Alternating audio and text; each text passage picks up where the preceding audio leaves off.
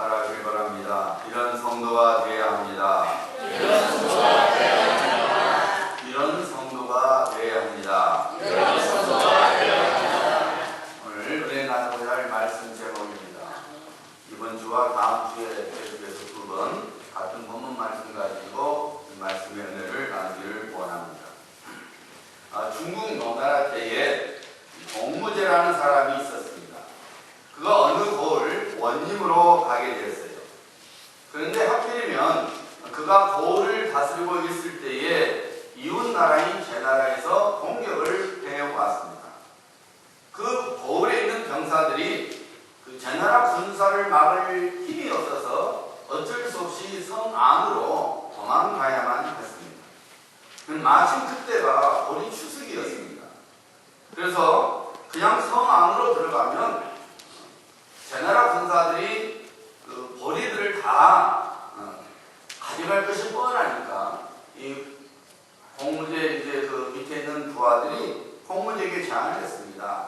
그냥 성으로 들어가면은 보나마나 적들이 다 보리들을 다 베어서 가져갈 것이니까 차라리 내것 남은 갈 것 없이 그냥 백성들이 다 보리 거두어서 거두도록 하죠. 적에게 빼앗긴 것보다는 이왕이면은 너나라 사람, 우리나라 사람이 갖고 가는 것이 좋지 않겠습니까? 라고 제안을 했습니다. 그때 공무제가 안 된다고 이런 지라에 거절을 했습니다.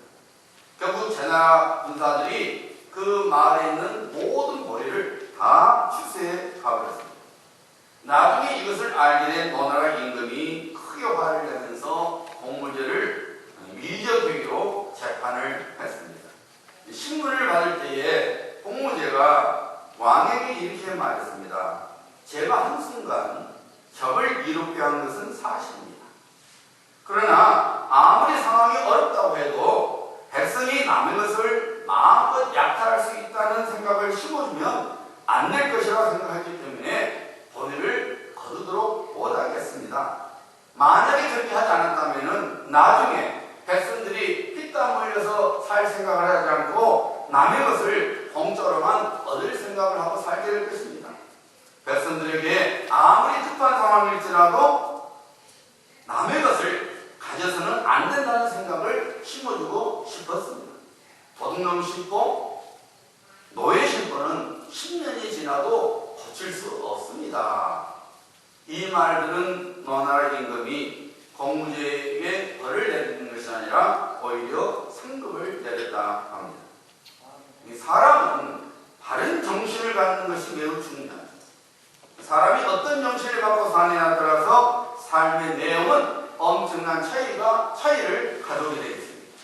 찌질이 만포를 가지고 살아가면 그 사람은 평생 찌질이처럼 살아가는 거예요. 하지만 부지런한 정신을 갖고 부지런하게 살아가면 부지런한 만큼 풍족한 삶을 살게 되어 있습니다.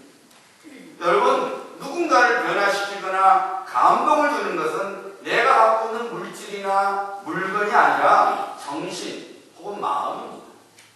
자녀가 부모의 본을 통해서 변화되는 것은 절대로 아닙니다. 자녀가 자기를 향한 부모의 마음을 알 때에 또 부모가 사랑하는 그 바른 정신을 볼 때에 감동을 받고 변화되는 거예요.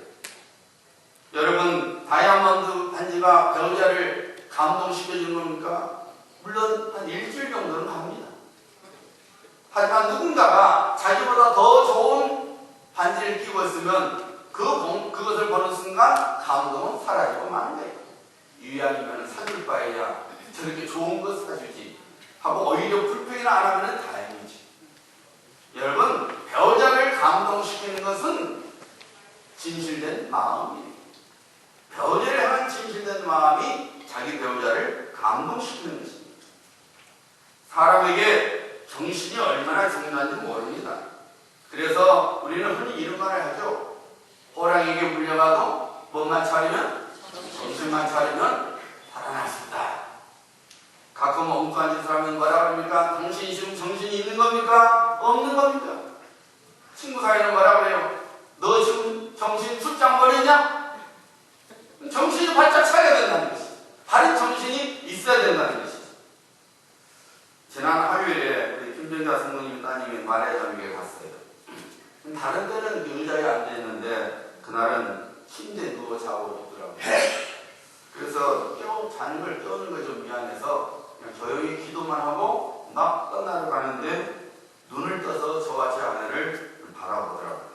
그래서 제가 오늘 좀 어떠냐 하고 물었더니 아주 침울한 얼굴로 오늘 의사를 만났는데 말기암이라는 말을 듣기 위해서 I'm so depressed. 굉장히 우울증하다. 마음이 안 좋다. 아닌가 아니라 다른 때는 웃는 얼굴로 저희를 만나주고 웃는 얼굴로 이야기를 했는데 그날은 전혀 웃음기가 얼굴에 하나도 없더라고요. 제가 말했어요. 말하자면요, 우리는 다른 데가 있습니다. 여기가 우리 본향이 아니기 때문입니다. 우리 본향은 천국에 있습니다. 시간의 차이만 있을 뿐이지 우리 다 이 세상을 떠나게 되어 있습니다. 자매님은 예수님을 믿어서 하나님의 딸이 됐으니 주님께서 자매님을 위해서 천국에 집을 준비해 주었습니다. 우리가 이 땅에서 얼마나 오래 사는 것이 중요한 것이 아니라 하루하루를 어떻게 사는 것이 참 중요합니다. 그랬더니 금세 얼굴이 풀리더니 You are right. 목사님 말씀이 맞네요. 그리고 평소대로 기분이 좀 풀리니까 성경 구절을 많이 알아야 말해요. 성경 구절 되면서 자기 믿음을 이렇게 이야기해. 평소에 늘 가면은 그렇게 하거든요. 제가 이제 기도하기 전에 이렇게 말했어요. 말하자면 가장 큰 복이 뭔지 아십니까? 제가 물었어요. 그랬더니 제 얼굴을 많이 쳐다봐요. 가장 큰 복이 뭔지 아세요? 가만히 있어요. 제가 그랬어요. 오래 사는 것이 가장 큰 복이 아니라 예수님을 믿어 하나님의 자녀가 되는 것이 가장 큰 복입니다. 그리고 자매님은 지금 그 큰 복을 받았습니다. 웃더라고요. 여러분, 아무리 우리가 이 세상에서 오래 살아도 영원한 형벌을 받는 지옥에 간다면 그것은 절대로 복이 아닙니다. 영원한 생명을 갖고 천국에서 영원토록 사는 것이 가장 큰 복입니다.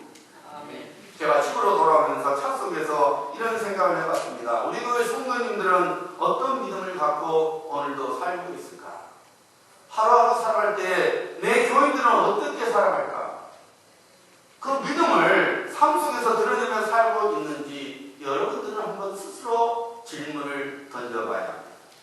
여러분들은 예수님을 믿는 사람으로서 어떤 정신으로 살아가시고 계시고 있습니다. 오늘 아침 이 시대의 참 믿음의 사람을 한번 소개하고자 합니다. 그의 이름이 데이빗 그린입니다. 이 데이빗 그린은 미국 대형 공예품 도매회사인 하빌로비의 설립자요 회장입니다. 우리 제프슨 몰, 우리 교회 쪽에 제프슨 몰에 가면은 하빌로비 가게 하나 있죠. 하빌로비는 미국 41개 주 한 500여 개 지점을 두고 있고 약 2만 5천여 명의 직원들이 일하고 있습니다. 지난해 하빌로비가 40억 달러의 매출을 기록했습니다.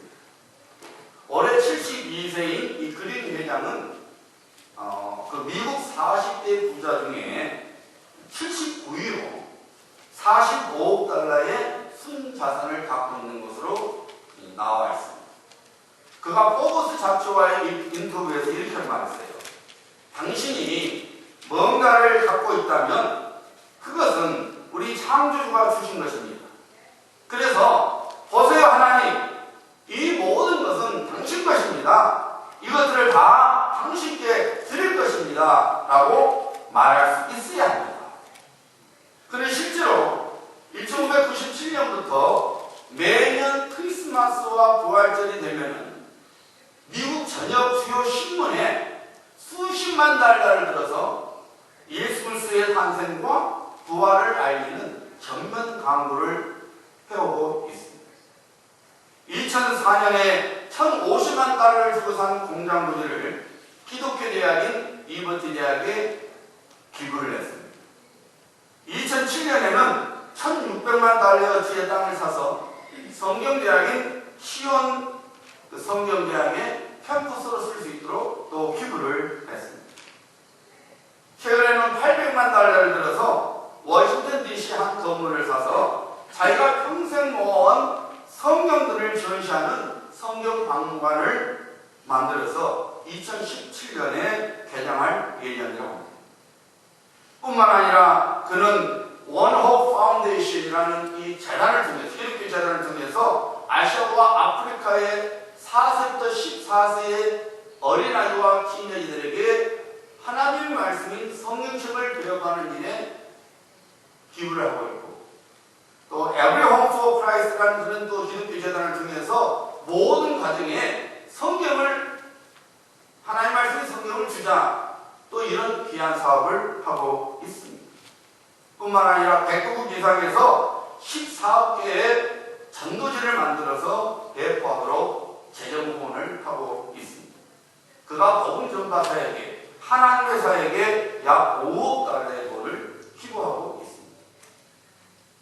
그런 그가 최근에 오바마 케어를 통해서 그의 신앙을 시험받는 일이 생겼습니다.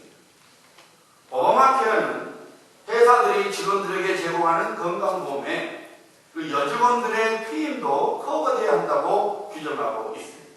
문제는 피임 커버에 낙태용의 약과 기구가 포함되어 있다는 것입니다. 그래서 그린 회장은, 오바마 케어는 우리 회사가 낙태에 사용되는 약까지도 제공하라고 명령하고 있다. 기독교인으로서 우리는 낙태에 사용되는 약에 돈을 내지 않을 것이다. 수정된 생명을 죽이는 것은 우리 신앙에 배치될 뿐만 아니라 지금까지 회사를 운영해온 성경적 기초들에게 반대되기 때문이다라고 말하면서 성경에 위배되는 오바마 케어에 동의할 수 없다고 입장을 밝혔습니다. 그런데 연방법인 오바마 케어를 어기게 될 경우에 하루에 약 140만 불의 벌금을 내야 합니다. 그래서 주변의 사람들이 그린씨, 어떻게 하루에 140만 불의 벌금을 내게 하십니까? 차라리 그냥 법대로 하는 것이 낫지 않겠느냐고 공면을 했습니다. 그래도 그는 옳지 않다고 소송을 선택했습니다. 그가 소송을 낼 때 이렇게 말했어요. 정부는 우리가 자신의 신앙을 따르든지 법을 따르든지 선택하라고 강요하고 있다. 정부는 우리의 근본신앙의 양심을 거스르는 법을 따르라고 강요할 수 없다. 우리는 이 법의 이 규정을 멈추게 해달라는 내용의 소송을 냈다. 사람이 손익계산보다 중요하고 하나님을 경외하는 것이 이익을 내는 것보다 중요하다고 믿기 때문이다. 오바마 행정부는 이 데이빗 그린 하빌로비의 소송에 대해서, 하빌로비 같은 영리기업은 교회가 같은 종교 자유를 누릴 자격이 없다고 반발을 했습니다. 결국 이 소송은 연방대법원까지 올라갔습니다. 지난 30일에 연방대법원은 영리기업도 종교의 자유를 누릴 자격이 있다면서 그린 회장의 손을 들어주었습니다. 이날 그린 회장은 오클라호마 본사에서 가족들과 함께 손을 잡고 기도하고 있었다. 판결의 승리 소식을 듣고 하나님께 영광을 올려드린다는 것입니다. 그린 회장의 신앙의 용기를 통해서 기업들은 종교적인 이유를 근거로 직원들에게 주는 건강보험 중 사실상 낙태에 해당되는 피임까지 커버되는 오바마 케어 규정에서 제외될 수 있게 된 것입니다. 여러분, 벌금이 하루에 140만 불. 만약에 데이빗 그린 씨가 법정에서 졌다면은 그동안에 쌓인 벌금액만 해도 회사가 무너지는 겁니다. 회사의 운명이 달린 급박한 상황 속에서도 그리스도인이 마땅히 가져야 할 믿음을 데이빗 그린 씨는 지켰던 것입니다. 여러분, 예수 그리스도를 믿는 자신의 믿음을 모든 사람에게 드러내는 것은 보통 용기가 없이는 불가능합니다. 하지만 믿음이냐 혹은 타협이냐, 거기에서 우리 예수 믿는 사람은 믿음을 선택하는 사람이 돼야 되는 것입니다. 이 믿음을 가진 사람이 가정을 변화시키고 자신이 만나는 사람을 변화시키고 자신이 속한 사회를 변화시키는 것입니다. 다니엘서 6장 25절부터 26절입니다. 잘 들어보세요. 이에 다리오 왕이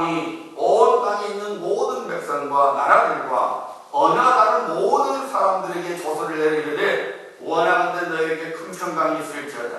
내가 이제 소설을 내려놓아. 내 나라 관할 아래 있는 사람들은 다 다니엘의 하나님 앞에서 떨며 두려워할지니 그는 살아계시는 하나님이시요 영원히 변하지 않으실 이시며 그의 나라는 멸망하지 아니할 것이요 그의 권세는 무궁할 것이라. 여러분, 다리오 왕은 하나님을 몰랐던 이방인의 왕이었습니다. 그런 다리오 왕이 마치 정말로 믿음스러운 사람처럼 그런 저서를 내리지 않았습니까? 이것이 어떻게 가능한 것입니까? 사자굴에 던져지는 죽음의 환경 속에서도 하나님께 대한 믿음을 타협하지 않았던 다니엘의 신앙 때문이었습니다. 그래서 예수 안에서 구원을 받아 하나님의 자녀가 된 성도는 이런 믿음의 정신과 모습을 갖고 살아가야 합니다. 여러분, 군인 나오려면 군인 정신이 있어야 되고 군인다운 모습이 있어야 돼요. 군인 정신이 없는 군인다운 모습이 없는 군인은 있으나 많아요. 오합지졸이죠. 전쟁 나면 다 도망치는 사람들이죠. 운동선수도 마찬가지입니다. 좋은 운동선수는 운동선수의 정신이 바뀌어있죠. 운동선수의 모습이 있습니다. 그렇지 않으면 절대로 훌륭한 운동선수가 될 수 없는 것입니다. 마찬가지입니다. 하나님을 믿는 우리들이 하나님의 자녀답게 그리스도인답게 마땅히 가져야 할 믿음의 정신과 믿음의 모습이 없다면 우리는 아무런 가치가 없는 그리스도인이 될 수밖에 없는 거예요. 예수님의 말씀처럼 아무 쓸데없어 다만 바뀌어버려도 사람들에게 밟힐 뿐이라 이렇게 되는 것입니다. 그렇다면 여러분, 하나님의 자녀로서 우리는 어떤 믿음의 정신, 어떤 믿음의 모습을 보이며 살아가야 합니다. 아주 오래전에 목회자들에게 이런 설문조사가 있었어요. 나중에 천국에 가면 예수님 다음으로 누구를 제일 먼저 보고자 하십니까? 여러분이 나중에 천국에 가게 되면 물론 제일 먼저 봐야 할 분은, 보고 싶은 분은 당연히 우리 예수님이세요. 그 다음에 여러분 누구를 보고 싶어요? 많은 목회자들이 바나바를 선택했어요. 예수님 다음으로 바나바가 보고 싶다고 했어요. 베드로, 요한, 사도 바울이 참으로 하나님의 위대한 종이지만 많은 목회자들이 그 사람들을 제쳐두고 바나바를 제일 먼저 보고 싶습니다. 왜 그렇습니까? 이유를 물었더니 바울을 하나님의 위대한 종, 사도로 만든 장본인인 바나바가 어떻게 생겼는지 참 궁금해서 바나바를 제일 먼저 보고 싶습니다라는 것이 목회자들의 대답이었습니다. 사도행전을 쓴 누가는 바나바에 대하여 이런 평가를 내리고 있지요. 오늘 본문 말씀입니다. 바나바는 착한 사람이요 성령과 믿음이 충만한 사람이라. 영어 성경에 보니까 He was a good man, full of the Holy Spirit and faith. 그는 좋은 사람이요 성령과 믿음으로 꽉 찬 사람입니다 라고 누가는 기록하고 있습니다. 하나님의 사람 바나바를 통해서 우리는 하나님의 자녀로서 마땅히 가져야 할 믿음의 정신과 믿음의 모습을 배우게 됩니다. 바라는 어떤 그리스도였습니까? 그는 착한 사람이요 그는 좋은 사람이었다고 말씀하고 있습니다. 우리들이 누군가를 좋은 사람 혹은 착한 사람이라고 말할 때 그 사람이 무엇을 보고 말하는 겁니까? 돈이 많은 사람? 혹은 높은 자리에 있는 사람? 혹은 많은 지식을 갖고 있는 사람을 가리켜서 우리가 좋은 사람 혹은 착한 사람이라고 말합니까? 아니죠. 심성이 착하여 누군가를 위하여 선한 일을 하는 사람을 가리켜서 착한 사람 혹은 좋은 사람이라고 말합니다. 동시에 마음같이 좋은 사람, 즉 인격을 갖춘 사람을 가리켜서 좋은 사람 혹은 착한 사람이라고 말합니다. 사랑하는 여러분, 하나님께서 왜 그리스도 예수 안에서 우리를 하나님의 자녀로 삼아주셨을까요? 그것은 하나님께서 우리를 사랑하시기 때문입니다. 하나님이 세상을 이처럼 사랑하사 독생자를 주셨으니 이는 그를 믿는 자마다 멸망하지 않고 영생을 얻게 하려 하시니 하나님께서 우리를 사랑하시기 때문에 하나님께서 그리스도 예수 안에서 우리를 하나님의 자녀로 삼아주신 것입니다. 그런데 하나님의 사랑으로 구원받은 성도다운 삶을 살아가야 합니다. 성도는 특별한 신분입니다. 이 세상에 살지만 이 세상에 속한 자가 아니라 하나님의 나라에 속한 사람입니다. 그래서 사도 베드로는 성도를 가르쳐서 천국 시민권을 가진 자라고 말씀하고 있습니다. 천국 시민이 보여야 할 모습이 있어요. 그것이 마태복음 5장에 나옵니다. 우리 예수님께서 천국 시민권을 가진 사람, 하나님의 나라에 속한 성도는 이렇게 살아야 한다고 친히 가르치셨죠. 너희는 세상의 소금이니 너희는 세상의 빛이라. 여러분, 소금이 맛도 내지만은 그 당시 옛날에는 부패를 막는 방부제 역할을 했습니다. 빛은 어둠을 몰아내고 안전하게 살아가게 해주는 역할을 합니다. 예수님께서 말씀하시기를 우리 예수 믿는 사람들이 그런 삶을 살아가야 한다고 말씀하십니다. 사도 바울은 착한 성도 혹은 좋은 성도가 무엇인지를 로마서에서 보여주고 있습니다. 15장 1절부터 2절입니다. 믿음이 강한 우리는 마땅히 믿음이 약한 자의 약점을 감당하고 자기를 기쁘게 하지 아니할 것이다. 우리 각 사람이 이웃을 기쁘게 하되 선을 이루고 덕을 세우도록 할지니라. 하나님의 백성은 자기 이익을 구하는 것이 아니라 이웃을 기쁘게 하되 선을 이루고 덕을 세워야 된다는 것입니다. 착한 사람 혹은 좋은 사람은 성령의 9가지 열매 중에 자비와 양선의 열매를 갖고 있는 사람입니다. 자비는 무슨 뜻이냐면 친절한 성품 혹은 다른 사람에게 기꺼이 봉사하고자 하는 선한 마음을 의미합니다. 그리고 양선은 선한 행동을 의미합니다.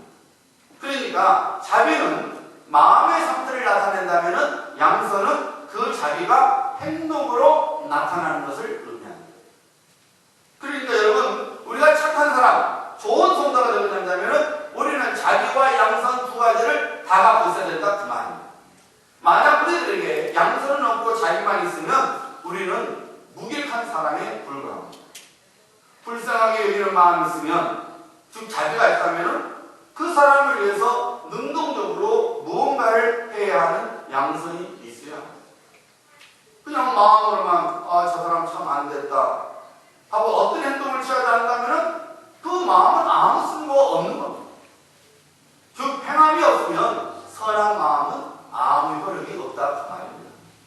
그래서 야고보 사도는 이렇게 경고하고 있죠. 내 형제들아, 만일 사람이 믿음이 있노라 하고 행함이 없으면 무슨 유익이 있으리요? 그 믿음이 능히 자기를 구원하겠느냐? 이와 같이 행함이 없는 믿음은 그 자체가 죽은 것이니라. 자비가 있지만 양선이 없으면 그 자비는 죽은 것이라 그 말입니다. 언젠가 말씀드린 대로 이불 속에서 아무리 수백 번 수천 번 대한민국 만세라고 애청할지라도 그 사람은 그 나라의 독립유공자가 될 수 없는 거예요. 제가 우리나라에 대해서 내가 매일같이 밤마다 이불 속에서 대한민국 만세, 대한민국 만세 수천 번을 외쳤습니다. 저도 독립유공자입니다. 아무도 인정 안 하는 거예요. 길거리에 나와서 일본 경찰 앞에서 너 소리하지 않고 대한민국 만세를 외쳐야만이 독립유공자지, 이불 속에서 수천 번 수만 번 대한민국 만세 외쳐봤자 그것은 아무런 가치가 없는 거예요. 어때요, 여러분? 여러분의 믿음의 모습은 행함으로 나타나고 있습니까?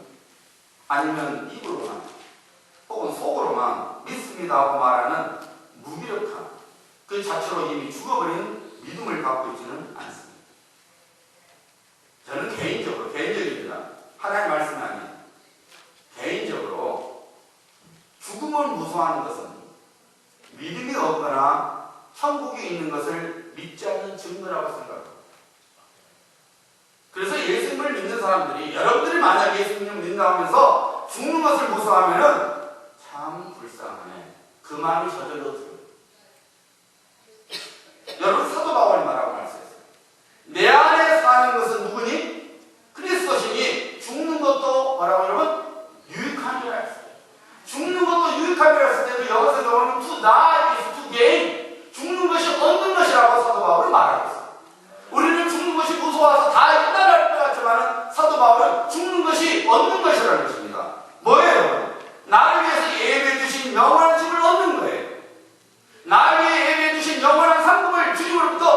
있는 날이에요.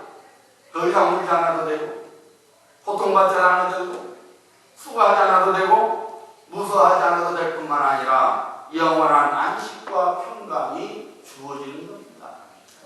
그래서 사도 바울은 to die is to gain, 죽는 것은 얻는 것이다 라고 고백하는 것입니다.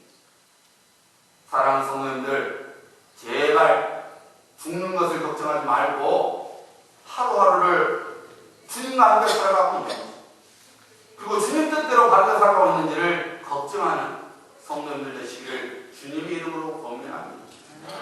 지난주도 말씀드렸듯이 내 특기하고 내가 얼마나 오래 살까? 여러분 그거 염려하지 말아요. 그건 이미 하나님의 시간대에 있어요. 여러분이 더 살고 싶다고 더 사는 것도 아니고, 여러분이 덜 살고 싶다고 덜 사는 거 아니에요. 이미 하나님이 우리 인생의 수명을 정해놨어요. 그건 하나님의 주관이에요. 그러니까 그 쓸데없는 거 염려하지 말고, 어떻게 하면 내가 오늘 하루, 오늘 밤에 하나님 나를 부르셔도 내가 주님 앞에 섰을 때 칭찬받을 수 있을까? 어떻게 하면 주님과 동행할까? 어떻게 하면 내가 오늘 하루도 주님 뜻대로 살아갈까? 그걸 염려하고 그걸 근심해야 된다 그 말입니다. 여러분, 반대로 자비가 없고 양심만 있으면, 쉽게 말하면 선한 마음이 없고 선한 행동만 있으면 이것은 시끄러울 뿐만 아니에요. 아무리 선한 행위를 할지라도 그 안에 진짜 사랑 혹은 자비가 없다면 그것은 소음에 불과하다 그 말입니다. 그래서 사도 바울이 뭐라고 했어요? 내가 사람의 방언과 천사의 말을 할지라도 사랑이 없으면 소리나는 구리와 울리는 꽹과리가 되고, 제가 목회를 하면서 아직까지도 고치지 못한 것이 하나 있어요. 그것은 제 마음속에 안타까움을 밖으로 드러내는 거예요. 드러내지 말아야 되는데 저는 드러내요. 두서 차례 차분한 말로 설명을 하거나 가르쳐도 여전히 알아듣지 못하거나 고치지 않으면 그만 제 목소리 톤이 올라가고 막. 좀 알아들만 할 텐데 설명을 잘해줘도, 차분하게 신선처럼 말해줘도 그렇으면 좀 알아들어야 되는데, 그렇지 못하면 그만 답답하고 안타까우니까 저도 모르게 톤이 올라가요. 마치 상대방에게 영락없이 화를 낸 것처럼 보여요. 목사님 나를 화를 냈구나. 물론 제가 누이들에 지금 22년 넘게 살지만은 다른 교회 교인이나 일반 교인들에게 한 번도 목소리 톤을 올린 적이 없습니다. 이 세상에서 제일 마음 좋은 사람처럼 교양미가 철철 넘치도록 제가 말합니다. 그것도 웃으면서 말합니다. 왜 그래요? 제가 그 사람들의 목회자가 아니기 때문입니다. 저는 그 사람들의 목사가 아니에요. 전혀 그들이 어떻게 살든지 간에 안타까움이 없어요. 하지만 여러분들은 다릅니다. 부족한 제게 맡겨진 하나님의 백성들이고 양들이, 여러분들이 제가 관리하는 울타리 안에 있는 한 저는 목사로서 여러분의 영적 건강을 위해서 최선을 다하려고 부단히 애를 씁니다. 그래서 나도 모르게 안타까움 속에서 목소리 톤이 올라가는 거예요. 그래봤자 교인들이 시험 들면 저만 손해니까, 삐돌이 삐쓰게 되면 저만 골치 아프니까 가능하면 목소리 톤을 높이지 않으려고 굉장히 애를 써요. 근데 어떨 때는 잘 안 돼요. 여러분이 제가 여러분들에게서 전혀 화를 내지 않으면 둘 중에 하나입니다. 여러분들이 신앙생활 잘하고 있든지 아니면은 제가 포기했든지 둘 중에 하나예요. 아, 저 사람은 기껏 맞아봤자 삐돌이 되더라, 삐승이 되더라 하면 나 안 해요. 하지만 다 안 하려고 애를 써요. 뭐 목사와 톤을 올리면은 아, 목사님 날 살면서 그러는구나, 그렇게 이해해주면 좋은데, 혹시라도 아이고 목사님 날 미워해갖고 야 목사님 말이야 목사가 돼갖고 소리를 올려 이럴까 봐서 제가 예를 써요. 근데 아직 잘 안 고쳐진 건 사실이에요. 요즘 한국에서 여러분 어린아이 돌잔치를 하면요 상당히 시끌벅적하게 합니다. 제법 부진하는 장소에서 고급 음식을 장만해서 돌잔치를 합니다. 축하로 온 사람 손님들의 식사 끝나면요 직원 한 명이 나와서 돌잔치 순수를 이끌어갑니다. 그야말로 청산유수로 매우 매끄럽게 돌잔치를 이끌어갑니다. 사람들을 웃기고 분위기를 업시키는데 정말로 전문가다워요. 그런데 여러분, 청산유수처럼 돌잔치를 이끌어가는 사회자가 그 돌잔치의 주인공인 어린아이에게 눈길 한번 줍니까? 안 줘요. 전혀 안 줍니다. 자기 맡은 일에만 실수 없이 나갑니다. 그 사회자는 돈을 받았으니 혹은 돈을 더 받으려고 돌잔치를 진행하는 것이지 그 아이에 대한 사랑이나 관심은 없는 거예요. 아무리 청산유수로 사람들을 웃기고 분위기를 업시켜도 정말로 그 아이에 대한 사랑과 관심은 없다 그 말입니다. 제가 말씀드리고자 하는 의도를 아시겠습니까? 선한 행동은 선한 마음으로부터 나와야 한다 그 말입니다. 정말로 돌잔치를 분위기 좋게 이끌어간다는 것은 그건 행동이지만 그러나 그 마음속에 그 사회자의 마음속에 정말로 그 어린애 돌잔치라는 돌을 맞은 어린아이에 대한 사랑과 관심이 없다면 그 청산유수처럼 베푸는 사회도 필요 없는 거예요. 아무것도 아닌 거죠. 우리 하나님께서는 여러분 우리 마음을 원하시지. 우리 마음이 들어있는 근심, 우리 마음이 들어있는 물질, 우리 마음이 들어있는 봉사를 원하십니다. 아무리 겉으로 요란하게 봉사하고 요란하게 하나님께 예물을 드리고 요란하게 섬긴달지라도 그 마음속에 하나님을 사랑하는 마음, 하나님의 은혜에 감사하는 마음이 없다면 우리 하나님은 그런 헌신, 그런 물질, 그런 봉사 흠양하시지 않습니다. 우리 하나님께서는 우리 마음이 정말 믿음이 들어있는, 감사가 들어있는, 은혜에 대한 감격이 있는 봉사와 헌신과 물질을 원하시는 것이죠. 그리고 같은 방식으로 이 세상에서 다른 사람들에게 행하시기를 원하십니다. 우리 예수님께 말씀하셨지요. 이같이 너희 빛이 사람 앞에 비치게 하여 그들로 너희 착한 행실을 보고 하늘에 계신 너희 아버지께 영광을 돌리게 하라. 아멘. 우리들이 바나바처럼 착한 행실을 보이고 살아가면 우리 주변의 사람들이 하나님 이름을 높이게 된다는 것입니다. 구원의 열매가 맺어진다고 말이죠. 여러분 늘 말씀드리지만 불신자들은 여러분의 믿음에 관심이 없습니다. 여러분들에게 믿음이 있는지도 모릅니다. 그냥 여러분들은 그들의 눈에는 교회 다니는 따분한 사람으로 보일 뿐이에요. 불신자들은 여러분을 향해서 그래 당신이 나와는 다르게 교회를 다닌다는데 예수씨도 믿는다는데 그러면 무엇이 다른가요? 라는 질문을 가지고 여러분의 삶의 모습을 봅니다. 우리 믿음은 우리 삶의 모습으로 증명된다 그 말입니다. 우리 예수 믿는 사람은 그 누구보다도 선한 마음과 선한 행동으로 살아가야 합니다.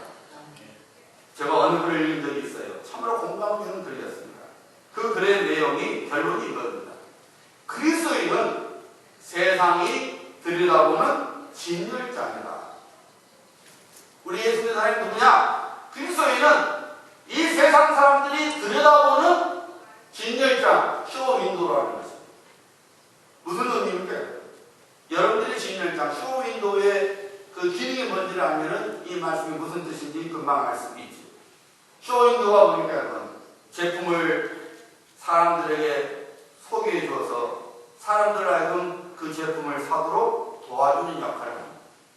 특정한 사람이랑 보는 게 아니라 길을 지나가는 모든 사람들이 다 그것을 볼 수 있도록 해주는 것이죠. 그리스도인들은, 우리 예수 믿는 사람들은 예수님을 믿는 것이 이렇습니다라고 세상 사람들에게 보여주는 역할을 해야 합니다. 그래서 나의 가정이 다른 사람들에게 좋은 영향력을 끼치고 있는지 살펴봐야 합니다. 저 집은 예수 믿는다더니 왜 저런지 몰라. 이것이 아니라, 야, 저 집은 예수님 믿는다더니, 교회 다닌다더니, 누구를 밖에 다닌다더니 정말 아름답게 사네. 이렇게 해야 되는 것입니다. 우리 교회가 하나님의 교회라서 다른 사람들에게 신앙의 유익을 보이고 있는지 생각해봐요. 우리 삶 속에 선한 마음과 선한 행위가 있어서 삶 속에서 많은 유익한 열매를 맺어서 그것을 본 다른 사람들이 아, 예수님을 믿으면 저렇게 되는구나, 저렇게 안 되게 사는구나 라는 감동을 받게 해서 그들 역시 예수님을 믿게 하는 성도가 되어야 된다 그 말입니다. 쇼윈도예요. 세상 사람들이 우리의 삶을 싹 들여다보고 참 좋다. 나도 예수 믿어야겠구나. 이렇게 돼야 된다는 것입니다. 이렇게 되려면 우리는 착한 성도, 좋은 성도가 되어야 된다는 겁니다. 선한 마음과 선한 행위가 있는 삶을 살아야 된다고 말입니다.